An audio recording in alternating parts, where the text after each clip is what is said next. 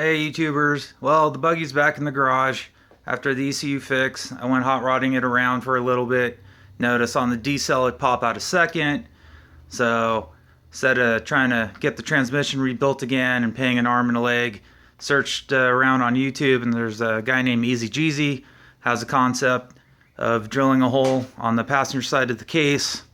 That way you can have an access hole to get to the first second shift fork selector and adjust it while it's in the car. Now he says don't really do it in the car, but I'm not taking all this apart. So I took care to grease the tap and the drill bit when I was drilling and tapping the hole. That way none of the metal, or at least most of the metal, didn't get into the transmission. So now I can get to the shift fork. I adjusted it, but it's late, I'm tired, so I'll deal with this tomorrow. Fill it full of oil, take it for a spin, make sure it doesn't pop out a second anymore. And so let me show you what it kind of looks like.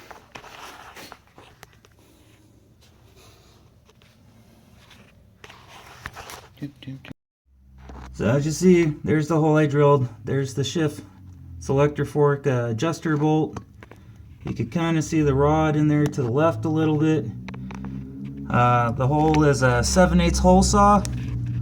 Then a 3/4 tap, then this little brass plug just screws in there, if I can see it.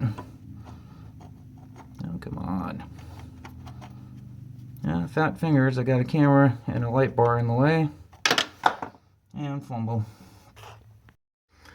So here's the hole that I drilled. It's a 7/8 hole saw, then tapped out with a 3/4 tap. This just unscrews.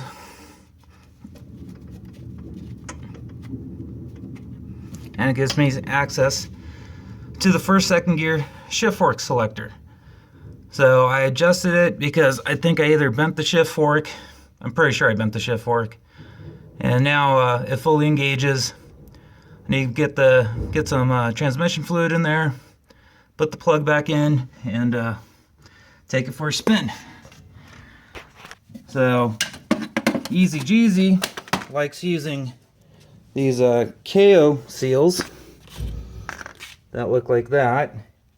I don't want to deal with the little flat head, so I got the 3/4 inch brass fitting, and then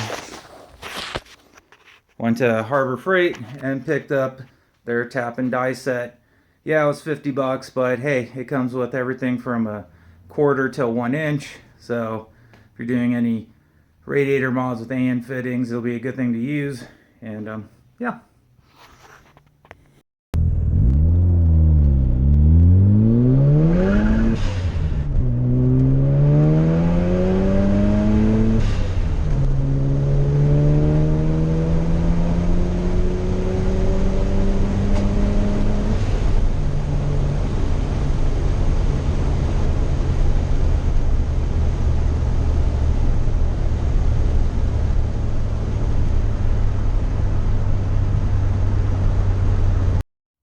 So I readjusted the first second shift fork. Doesn't pop out a second on the decel anymore. So project successful. If your tranny's like fucked, yeah, go get a rebuild. I didn't think it was that screwed. I took a chance. Cost me like $70, you know, the tap, the fitting, and oil to put back in the transmission.